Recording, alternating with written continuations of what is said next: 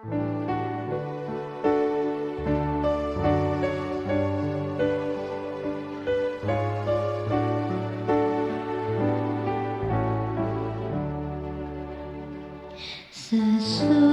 malam fajar mereka bersama Yesus, surga mulai. Habislah kerja, oh fajar mulia. Sesudah malam hari bermain. Sesudah malam pertemuan indah, tiada menangis, tiada kesal. Di negeri mulia tak lagi pisah. Sesudah malam hidup kekal. Shalom pemirsa yang diberkati Tuhan, bertemu kembali dalam seri Renungan Pagi. Sebelum kita memulai renungan pagi kita dan mendengarkan renungan pagi, mari kita bersatu dalam doa. Ya Allah Bapa kami di surga, pada saatnya Bapa kami akan mendengarkan renungan pagi ya Bapa.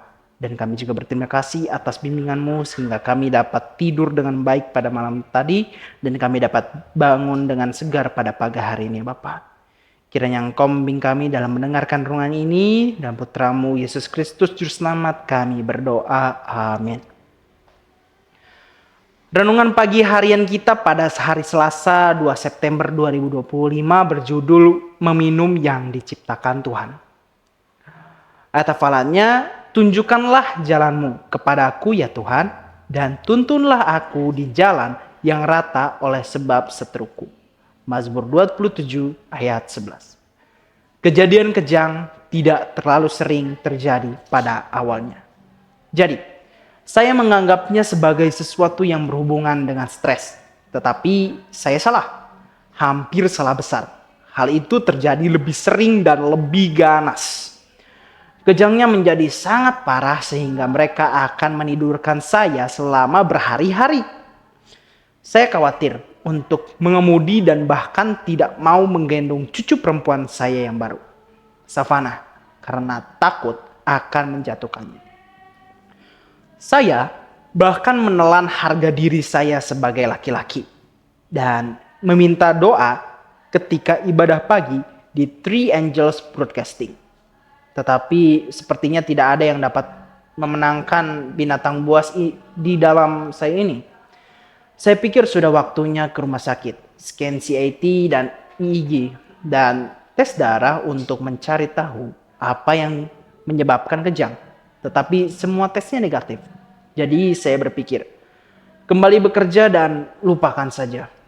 Akan tetapi, saya kembali ke tempat tidur, gemetar hebat dan mengalami beberapa kali kejang dalam sehari.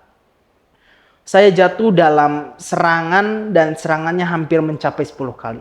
Istri saya, Molly, mengatakan, Tuhan mungkin tidak selalu ada kapan saja. Saya ingin dia datang, tetapi dia tidak pernah terlambat. Kata tidak pernah terlambat muncul dalam bentuk buletin yang diterima oleh Nyonya Ford di 3ABN. Artikel itu tentang aspartam, yaitu bahan yang ditemukan dalam soda diet. Sama dengan soda diet yang sudah saya konsumsi lebih banyak dan lebih banyak lagi yang saat itu sedang dijual murah, saya tidak bisa melewatkannya dan Nyonya Ford memberikan artikel itu kepada Molly. Molly pulang malam itu dengan beberapa galon air, menopang saya di tempat tidur dan berkata, "Ini, silahkan diminum." Saya kemudian tidak minum apapun kecuali air itu selama beberapa hari berikutnya. Dan setiap jamnya kami bisa melihat hasilnya dalam 24 jam. Kejang segera berhenti dan guncangan mulai mereda. Saya hampir terbunuh oleh diet soda ternyata. Dan saya baru menyadari semua orang tidak sensitif terhadap aspartam seperti saya. Tetapi jika itu terjadi bagi saya tahu itu bisa terjadi pada orang lain. Sejauh yang saya ketahui, aspartam adalah pembunuh, namun pada tahun 1999, aspartam masuk ke dalam lebih dari 7.000 produk yang mungkin bisa lebih pada saat ini. Dan saya menemukan di dalam situs www.doorway.com yang menegaskan bahayanya. Sudah berbulan-bulan sejak saya mengalami kejang, dan saya sekarang menjadi peminum air bersertifikat. Anda tahu itu yang diciptakan Tuhan. Sama seperti mencicipi pelepas dahaga buatan manusia yang hampir membunuh saya. Begitu juga dengan mengembangkan selera terhadap filsafat buatan manusia dan ritual keagamaan. Satu-satunya cara yang aman adalah dengan meminum air hidup dari firman-Nya. Dan Tuhan ajari saya jalan-jalanmu. Hal Stinson. Tuhan memberkati. Mari kita bersatu dalam doa.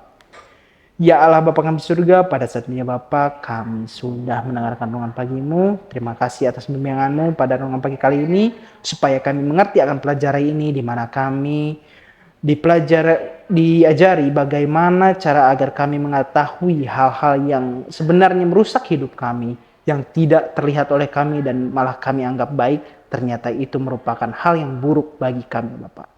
Dan kiranya hal-hal ini akan selalu kami jauhi dan kami dapat menjalankan hari-hari kami dengan baik ya Bapa. Kiranya Engkau memberkati kami juga pada hari ini ya Bapa, dalam segala pekerjaan dan aktivitas kami ya Bapa. Inilah doa kami ya Bapa dalam Putra-Mu, Yesus Kristus Juru Selamat. Kami berdoa. Amin.